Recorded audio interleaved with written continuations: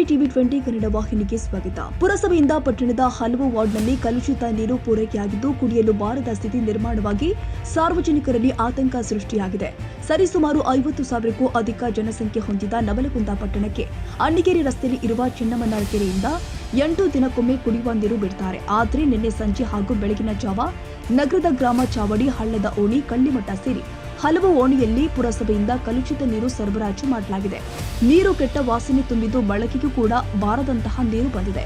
ಈ ರೀತಿಯ ನೀರನ್ನ ಪೂರೈಕೆ ಮಾಡಿದ್ರೂ ಸಹಿತ ಪುರಸಭೆಯವರು ಇನ್ನೂ ಕೂಡ ಎಚ್ಚೆತ್ತುಕೊಂಡಿಲ್ಲ. ನಾಗರಿಕರಿಗೆ ನೀರು ಬಳಸದಂತೆ ಯಾವುದೇ ಎಚ್ಚರಿಕೆಯನ್ನ ನೀಡದೆ ಪುರಸಭೆಯ ಕೆಲ ಅಧಿಕಾರಿಗಳು ದಿವ್ಯ ನಿರ್ಲಕ್ಷ್ಯ ವಹಿಸಿದ್ದಾರೆ. ಇನ್ನು ಪಟ್ಟಣದಲ್ಲಿ 24 ಗಂಟೆ ಕಾಮಗಾರಿ ಆರಂಭವಾಗಿದ್ದು ಕುಡಿಯುವ ನೀರಿನ ಯಾವ ಅಭಾವ ಇರುವುದಿಲ್ಲ ಎಂದು ನಂಬಿರುವ ಜನ ನಲ್ಲಿಯಲ್ಲಿ ಗಟಾರ್ ನೀರು ನೋಡಿ ದಂಗಾಗಿ ಹೋಗಿದ್ದಾರೆ. ಕನ್ನಡಿಗರ ಮೆಚ್ಚಿನ ನಿಮ್ಮ ಟಿವಿ 20 ಕನ್ನಡ ವಾಹಿನಿ ಇದೀಗ ಟಿವಿಯಲ್ಲಿ ಲಭ್ಯ. ಕರ್ನಾಟಕ ಮತ್ತು ದೇಶ ವಿದೇಶದ 360 ಡಿಗ್ರಿ ಸುದ್ದಿ ವಿವರವನ್ನ ಪಡೆಯುವುದಕ್ಕೆ ಟಿವಿ 20 ವಾಹಿನಿಯನ್ನು ಲೈಕ್ ಮಾಡಿ, ವಿಡಿಯೋಗಳನ್ನು ಶೇರ್ ಮಾಡಿ, ಕಮೆಂಟ್ ಮಾಡಿ, ಸಬ್ಸ್ಕ್ರೈಬ್ ಮಾಡಿ. HCN ಕೇಬಲ್ 842 ನಂಬರ್ನಲ್ಲಿ ಹುಕ್ಕೇರಿ ತಾಲೂಕು ಹಾಗೂ ಸಂಕೇಶ್ವರದ ಸುತ್ತಮುತ್ತಲಿನ ಹಳ್ಳಿಗಳಲ್ಲಿ ಲಭ್ಯ. PCN ಕೇಬಲ್ 129 ನಂಬರ್ನಲ್ಲಿ ಹಾರುಗೆರೆ ಸುತ್ತಮುತ್ತಲಿನ ಹಳ್ಳಿಗಳಲ್ಲಿ ಲಭ್ಯ.